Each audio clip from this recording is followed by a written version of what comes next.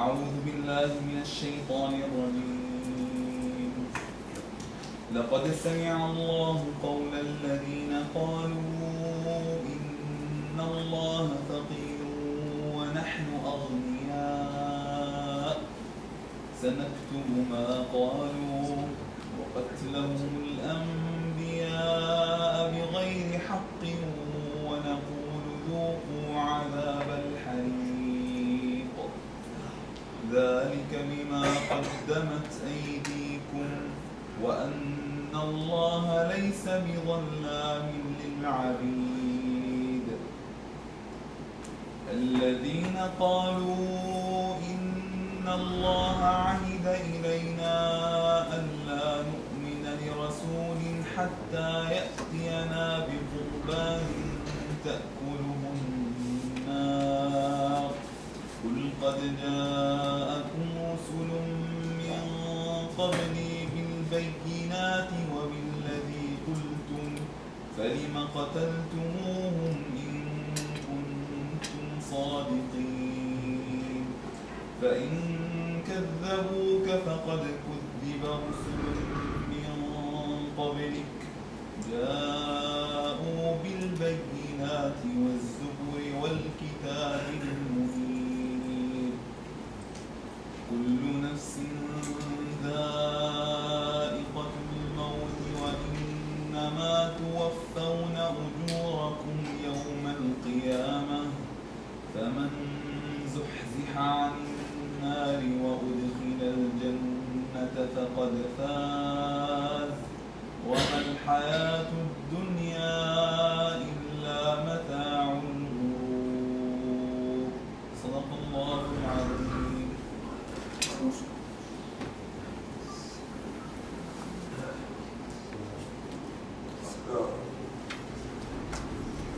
بسم الله الرحمن الرحيم. الحمد لله رب العالمين والصلاة والسلام على سيدنا محمد وعلى آله وصحبه أجمعين. سبحانك لا علم لنا إلا ما علمتنا إنك أنت العليم الحكيم. اللهم علمنا ما ينفعنا وانفعنا بما علمتنا وزدنا من لدنك علما برحمتك يا أرحم الراحمين. اللهم أصلح لنا ديننا الذي هو عصمة أمرنا وأصلح لنا دنيانا التي فيها معاشنا وأصلح لنا آخرتنا التي إليها معادنا نلقاك وأنت راض عنا برحمتك يا أرحم الراحمين. وإلى غير باب فضلك لا تكلنا ومن شرور خلقك وأنفسنا سلمنا. وصلى الله على سيدنا محمد وعلى آله وصحبه أجمعين. وبعد،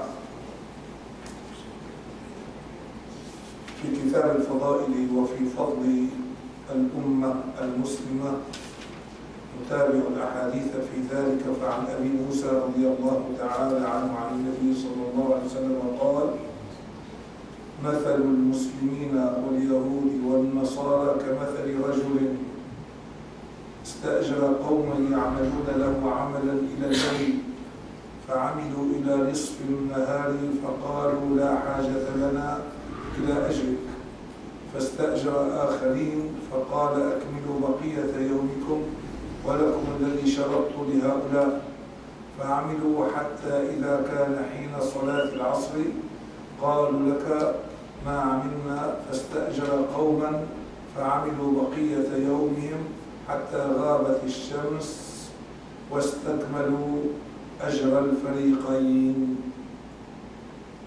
أي هذا الحديث يمثل به النبي صلى الله عليه وسلم فضل هذه الأمة على أمتين أساسيتين كبيرتين قد سبقتا: أمة اليهود وأمة النصارى.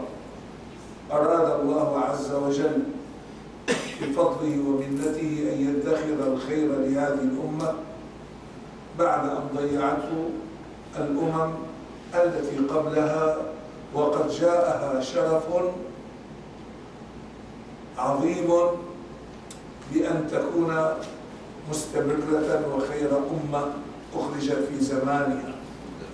ولكن سبحان الله يدبر الله أمورا ويظهر فضلا فيأخذ هذا الخير من اصطفاه الله عز وجل وشكر نعمة ربه، ويخسر الخير من اصطفاه الله تعالى ولكنه أصابه ملل أو أصابه فتنة أو أصابه إغراء فتكاسل. وصورة التكاسل واضحة. يقول إن المثل الذي أضربه لكم هو مثل رجل استأجر قوما يعملون له طيلة النهار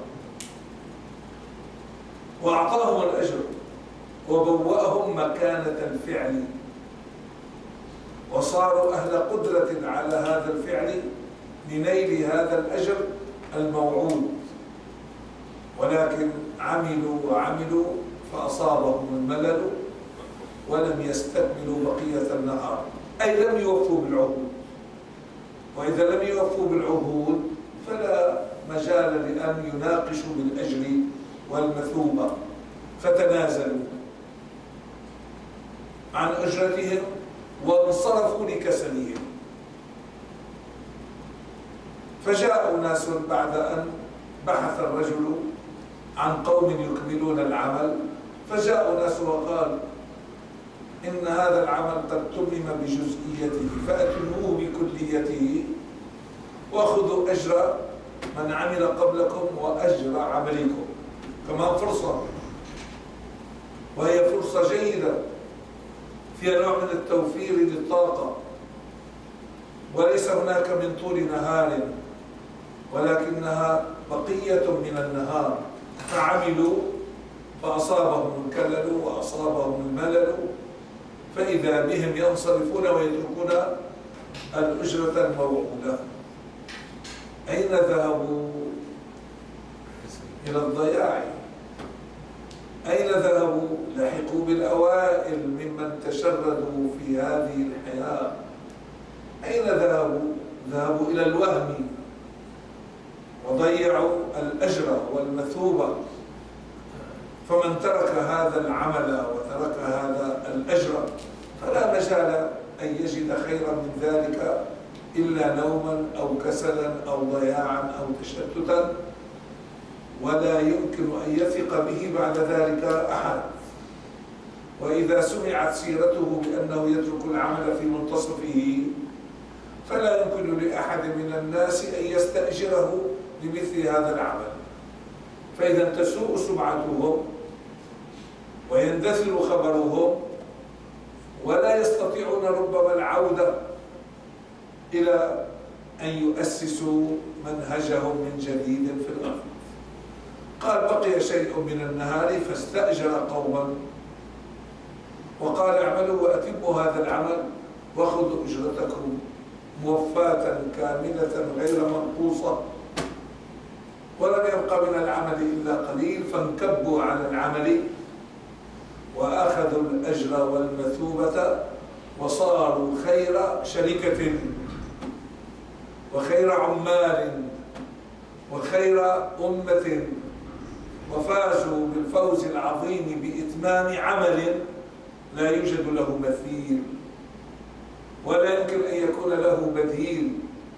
فازوا بنشر هذا الإسلام وحمل هذه الأمانة، وفازوا بالقرآن الكريم، وفازوا بالنبي الخاتم، وفازوا بأنهم سيكونون أكثر الناس يوم القيامة قيمة وعددا وأمة وأجرا ومثوبة. هذا هو المثل، وهذا ما حصل.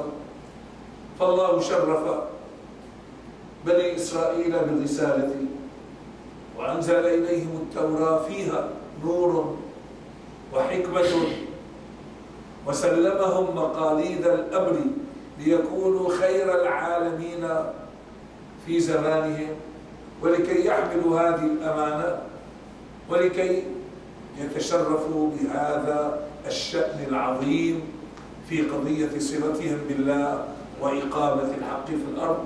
فرفضوا الأجر وتشتتوا وتبعثروا، وها هي سيرتهم حتى اليوم.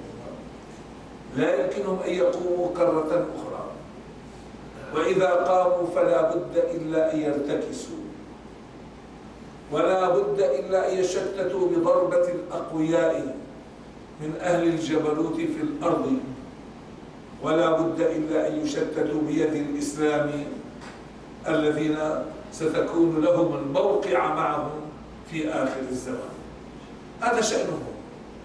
لفظهم الكون لأنهم أرادوا استئثارا بالكون، وأرادوا أن لا يعرف كون إلا من خلاله،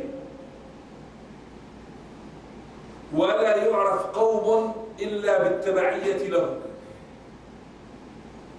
ولا يمكن أن يكون هناك حق إلا إذا هم قرروا، ولا ينبغي على الإطلاق أن يكون لأحد شأن إلا من خلال أن يقرر هؤلاء شأنهم ومصيرهم.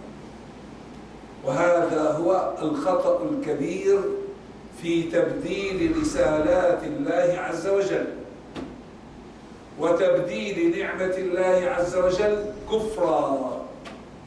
كيف تبدل النعمة الربانية كفرا؟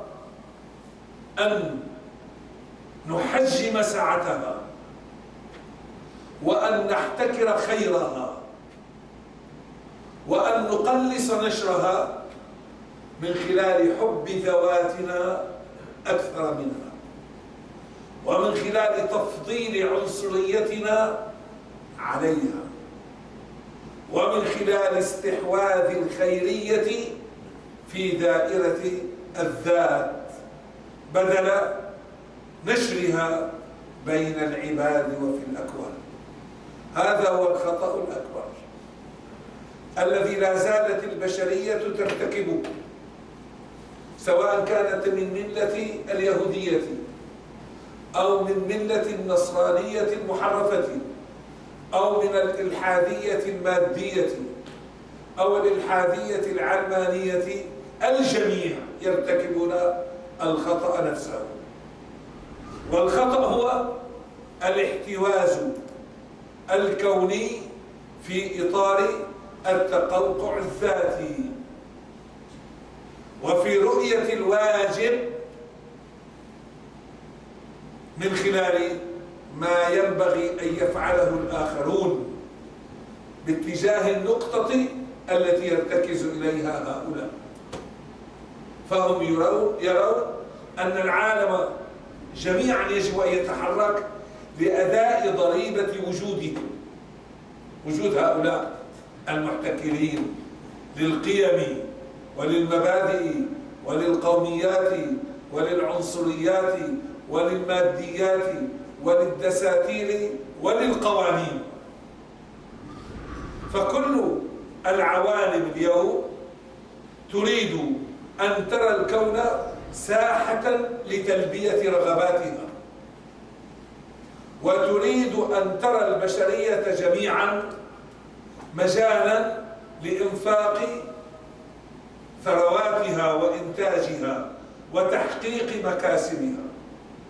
وعندما يتحول الإنسان أن كانت مهمته وأن كانت وظيفته اقتصادية دينية سياسية اجتماعية، أن كانت الهوية، إذا تحول إلى نقطة ارتكاز يريد للكون أن يخضع في اتجاه نقطته، فقد باء بالخسران ونكب غيره بالخيبة والدمار. هذا ما حصل لليهود، وهذا ما حصل للنصرانية.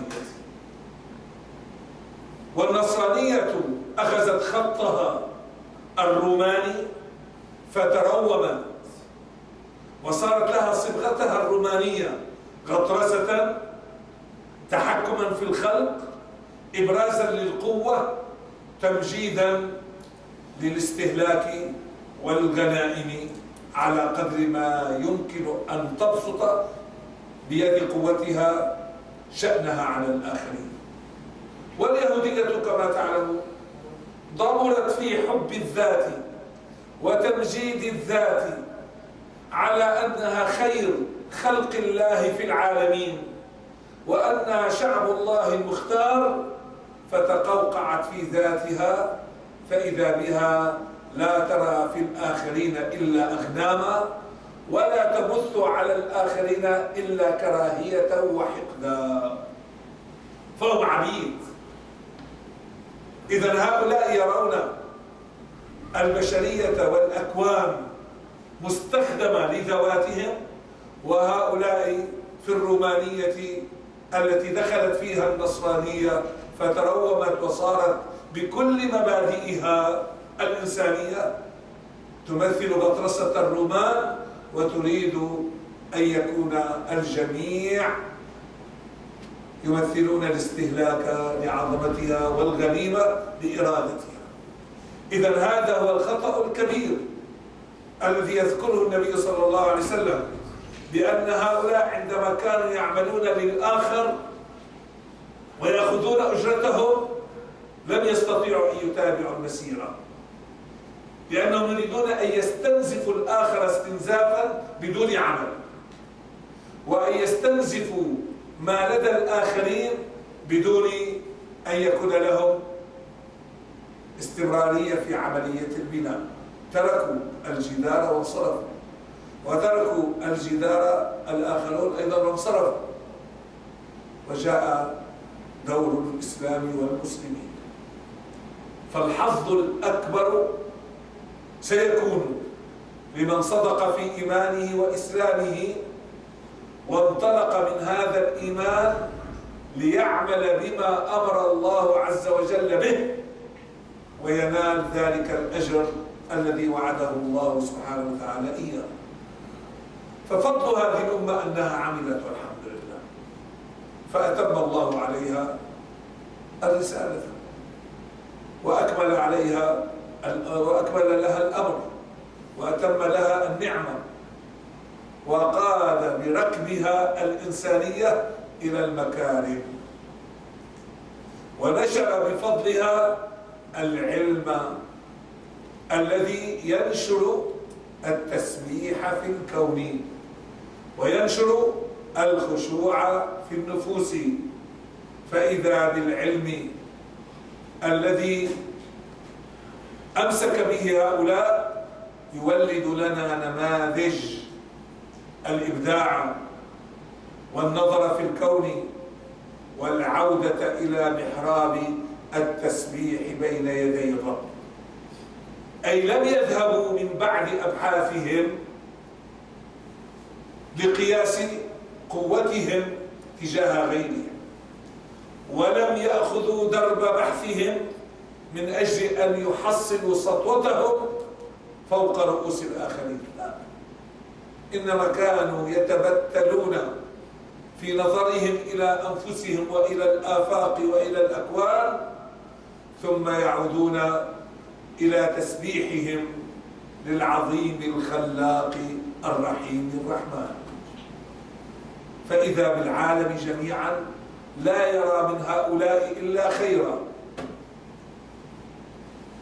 ولا يقدم للعالم من هؤلاء إلا البر.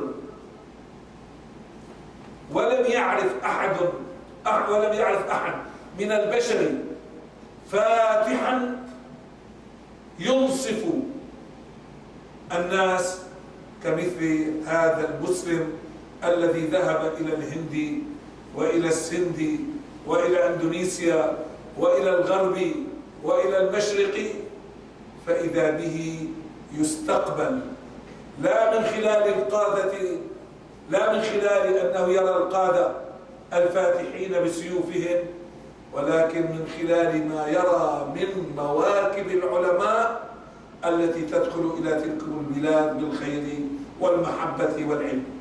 فكان الجندي يرافقه العالم، وكان الجيش ترافقه مواكب الهدى القرآني. فقبل أن يدخل الفاتح بسيفه ليمجد أمام أولئك الذين يتطلعون إلى القوة فيخافون أو إلى القوة فيرتعدون، كان الجندي عند الفتح يتأخر ليتقدم العالم، ليتقدم الحافظ، ليتقدم الفقيه، يحمل رسالة البشرى قبل رسالة الإنذار، وليسمع أولئك من آيات الهدى قبل أن تزمجر السيوف فوق الرؤوس. فإذا بالناس يعلمون بأن الذي افتتح بلادهم ليس تلكم القوة المتغطرسة، ولكنها كما ذكر النبي صلى الله عليه وسلم وعلم أصحابه إنها الرحمة المهداة إلى العالمين جميعا. إنها الرحمة المهداة وما أرسلناك إلا رحمة للعالمين.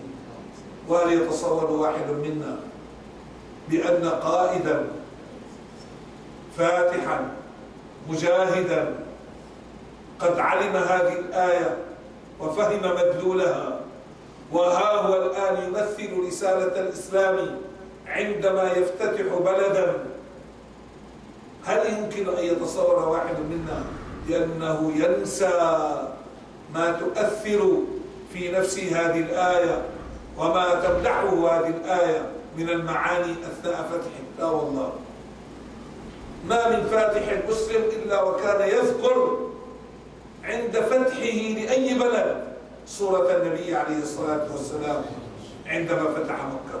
ما في واحد كان يذكر هرقل أو يذكر كسرى أو يذكر أحد القياصرة، لا لا لا لا، ما كان أحدهم ليتمثل في ذهنه وهو يفتتح هندا أو سندا إلا سورة المصطفى عليه الصلاة والسلام. كيف دخل إلى مكة وماذا قال في مكة وكيف خاطب أهل مكة وكيف عامل أهل مكة. هذه نحن الصورة التي نترسمها والمعنى الذي قد سكن أعماقنا. إذا بدكم يعني تعرفوا ذلك، تصوروا أنتم الآن فيما لو أوكل إليكم بإذن الله أن تكونوا قادة فتح لأحد البلاد، أي واحد اختار منكم، وقد جلس إلى مجالس العلم السنوات 10 أو 20 أو 30 على حسب استمراريته، وسكن في أعماقه هذا القرآن الكريم بكل مبادئه، وأصبح يدرك بأن قدوته العظيمة إنما هي شخصيته عليه الصلاة والسلام.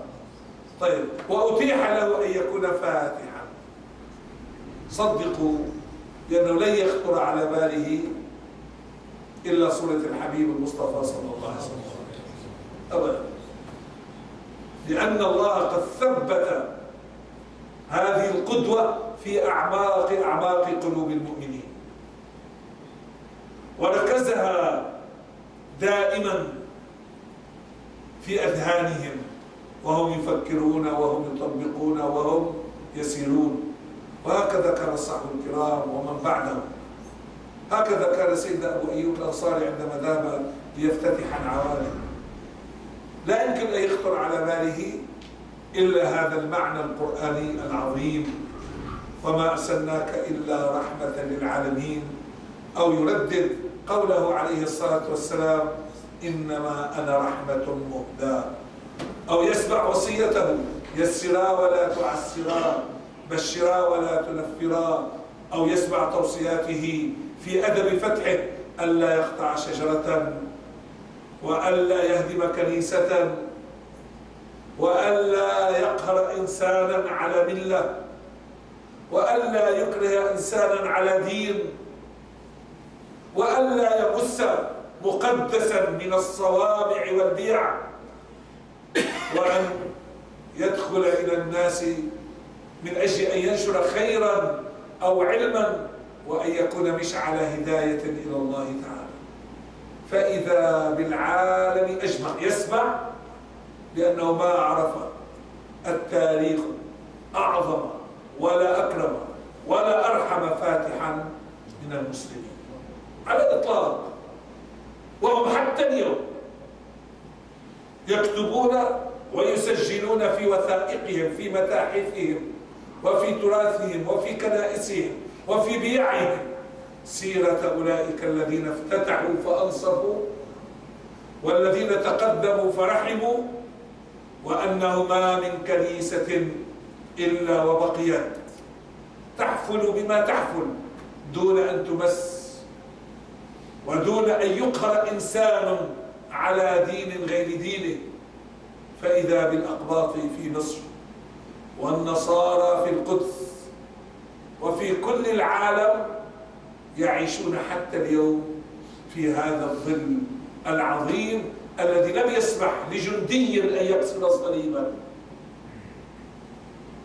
لم يسمح. وبقاء الأهرام في مصر وبقاء التماثيل في الكنائس، ما كان للفاتح الإسلامي أن يتقدم ليغير بضربة السيف. إذا أردت أن تغير فبالكلمة، إذا أردت أن تغير فبالهدى، إذا أردت أن تغير فعليك بمذهب الإسلام وتوجيه القرآن بأن لا تجادل أهل الكتاب إلا بالتي هي أحسن. هي ميدان مجادلة وهو ميدان بحث وهو ميدان دعوة. يا أيها النبي إنا أرسلناك شاهدا ومبشرا ونذيرا وداعيا إلى الله بإذنه وسراجا منيرا. دعوة تقدم النور، ولا يمكن أن تتقوى على الآخر بكسر صليبه أو تهديم كنيسته أو إخراجه من صومعته. هذا ليس من شأن الإسلام، ولم يعرفه أحد بهذا الشكل الذي جاء به الدين إلا من خلال الإسلام. كان أول عبارة عن مذهب ضد مذهب. أوروبا تقام محاكم التفتيش ما بين الكاثوليك والأرثوذكس والبروتستان. مذاهب في النصرانية قامت على أساسها محاكم التفتيش، وصار الرهبان يحملون السيوف لاقتطاع رقاب أهل العلم وأهل المذاهب الأخرى من دينهم، ويسخرون قوى الجيش الأوروبي. فذهب 5 ملايين إنسان في الحروب الدينية.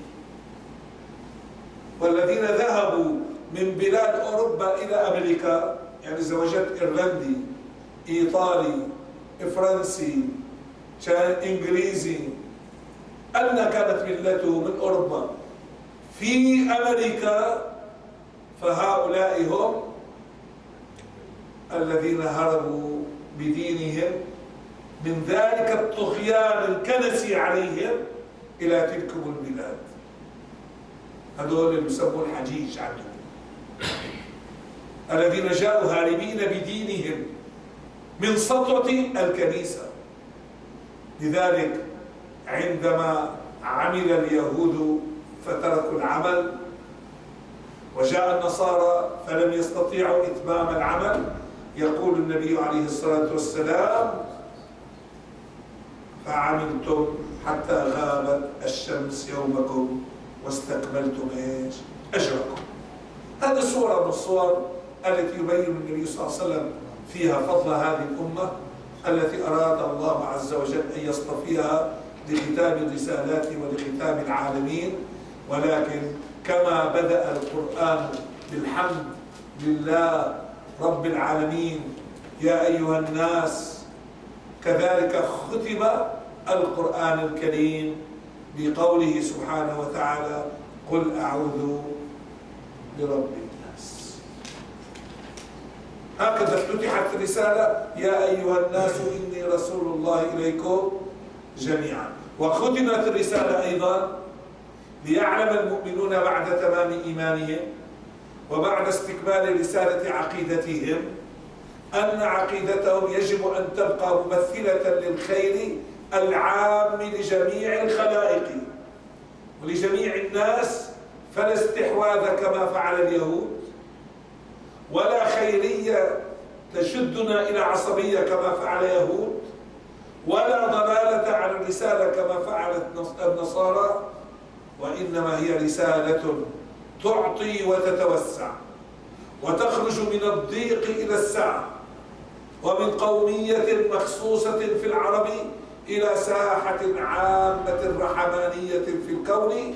ويختم القرآن بهذا المعنى: قل أعوذ برب الناس، بالبعيد، ملك الناس، حتى نسمع الكلمة بآذاننا، إله الناس، من شر الوسواس الخناس الذي يوسوس في صدور الناس من الجنة والناس. تكرر كلمة الناس جميعا لنعلم بأن أمتنا لا يمكن أن يحتكرها نوم، ولا يمكن أن يحتوزها قوم، ولا ينبغي أن تحيط بها عصبية.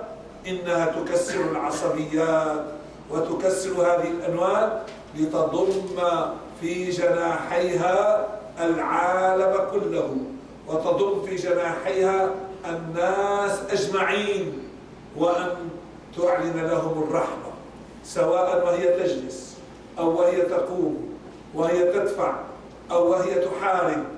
إنها رحمة في حربها، ورحمة في تقدمها، ورحمة في انسحابها، ورحمة في علاقاتها، ورحمة في دعوتها.